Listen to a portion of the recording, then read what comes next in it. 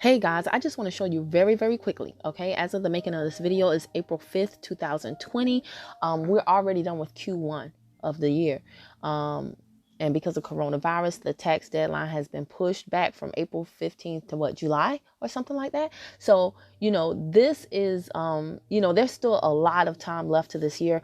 And many of you are rocking and rolling, taking your business super seriously, investing in yourselves. I'm so proud of everyone, but I do not want you to get lost in the sauce. This is a legitimate business and you do need to make a record of your receipts. Let me tell you the easiest way. Like, I don't use QuickBooks. I'm not saying anything bad about QuickBooks. I just don't know how to use it. Okay.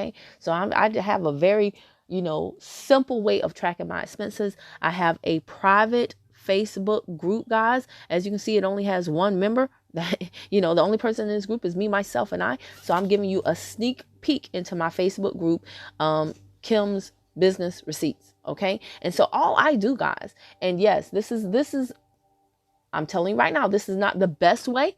This is just the way that I'm doing it currently, but I've got to move it quickly because in case you do not know, you don't own your Facebook account. Facebook does. So at any point in time, they can shut you down. If they shut you down, then any groups that you're a part of, you will no longer have access to. So I wouldn't recommend this for the long time. I'm not just going to, but I'm, being serious with you. This is just how I do it right now until I move it to like Google Drive or, a better form of keeping my receipts. Okay.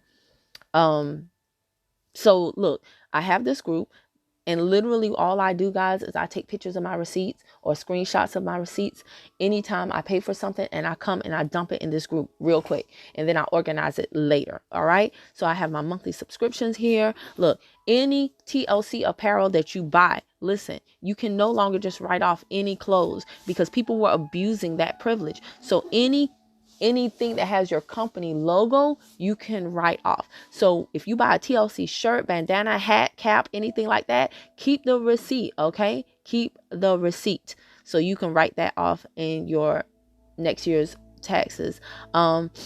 Storage that I use for my online storage systems, when you're taking pictures of stuff and you're saving stuff, it can fill up really, really quickly. Okay. So anytime you pay for storage, trust me, $19.99 for the year is not a lot, but it adds up. So my GoDaddy domains, I think I have like 20 or 30 domains. You know how you hear me say betterbodydeals.com or betterbodyvip.com or freedetoxsample.com.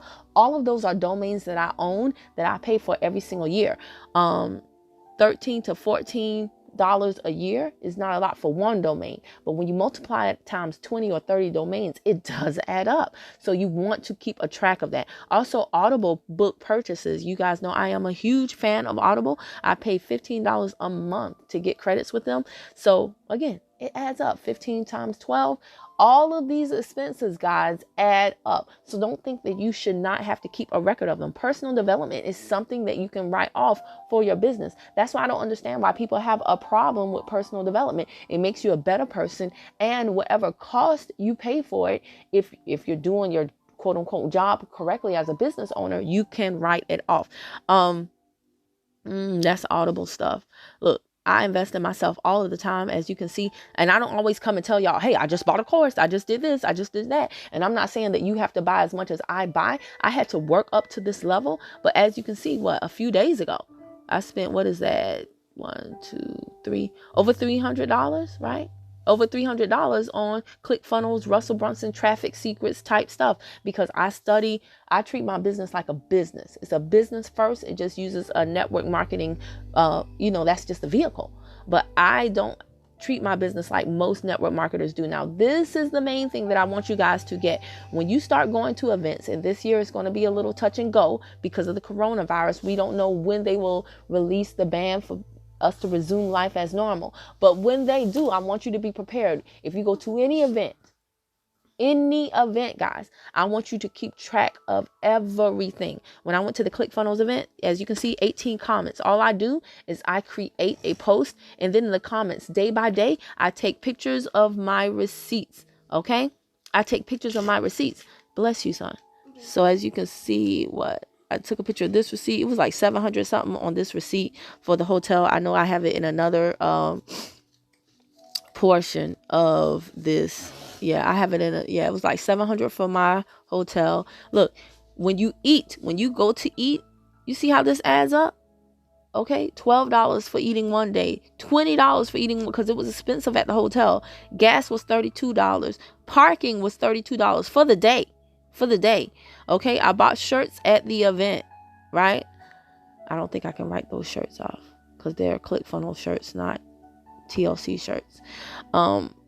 Yeah, some of my parking receipts did not print out, so I had to go to my ledger and print them out from there. As you can see, look, yeah, and then they charged me. Like, you want to keep records of these things. When I went to the grocery store so I wouldn't have to go out to eat every day, parking at $32 a day, guys, you want to keep records of that. And I like to take pictures of receipts because over time your receipts can fade, but the IRS has up to what, like 7 years to audit you. So by the time they audit you, like say this, I bet you this, a receipt like this would have faded. Or, a lot of times people move.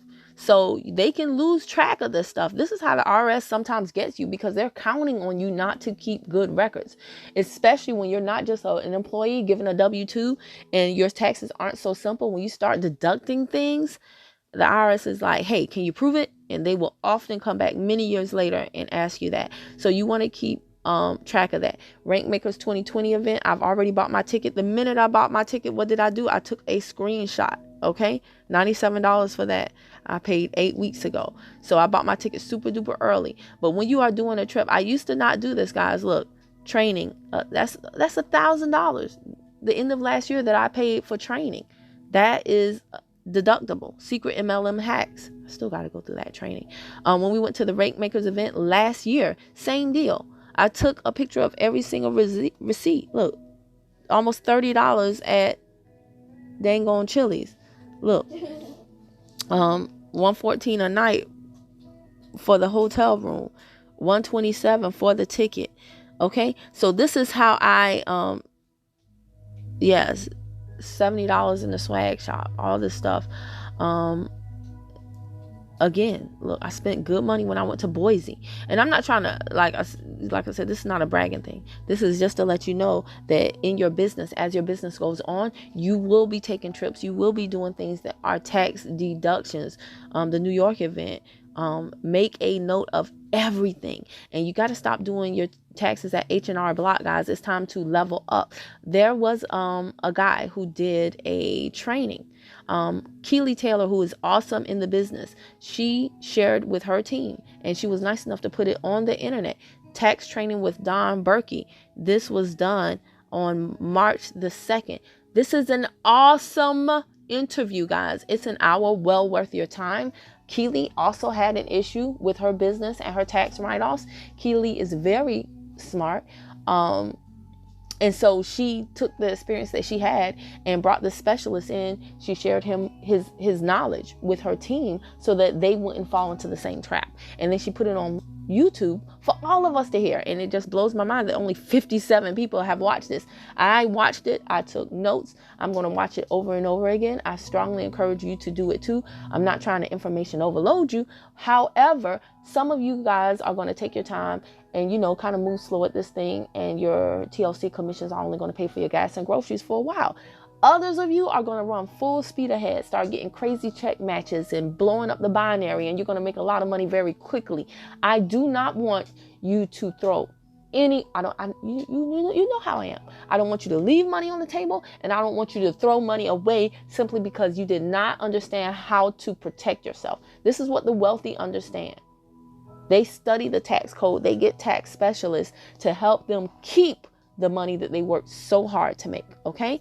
All right. So again, find whatever works for you. If you're great at QuickBooks, awesome. If you're great at another tax software, awesome. If you've always done, H&R Block and, all that stuff all your life, this might be the time to rethink that and actually get a tax specialist, preferably someone who is well-versed in helping people that have home-based business, specifically in the arena of network marketing, MLM. Trust me, whatever you pay that person, if you do your due diligence on them, whatever they charge, it will be well worth it, because you want to make sure that you are protected. There's a lot of people who have made a lot of money in MLM and lost it just as quickly as they made it. I don't want you to be one of those people. So let me know how you feel about this video in the comments. I will leave the link to this interview with John Berkey. I cannot stress again how awesome it was. And let me know, how do you keep a record of your tax receipts? Do you have a better way than me? I'm completely open to it, because I know my way is a little bootleg, but it's better than nothing, okay? All right? Did I say it in this video? But yeah, I got hit 2015 with a tax audit, and they didn't do it in the year 2015. They actually did it the year that I was going through my divorce in 2018. Like literally everything came crumbling down on me at one time. And I had legitimate write-offs in my 2015 taxes, but I didn't even go through with the audit process, because emotionally I was so drained from my divorce. I just couldn't even deal with that. So guess what? Filed my taxes 2015. IRS comes along 2018 while I'm in the middle of my divorce and says, we want to audit you. I'm like, I can't deal with this right now. I don't deal with it. So last year for my 18? Yeah. Last year when I got my tax refund, I didn't get my full refund because they deducted what they thought I owed, what they were auditing me for. Since I never went through with the audit process, they just took it out of my tax refund last year. That was a hard lesson learned. I don't want you to go through anything like that. Okay, so let me know what you think of this video.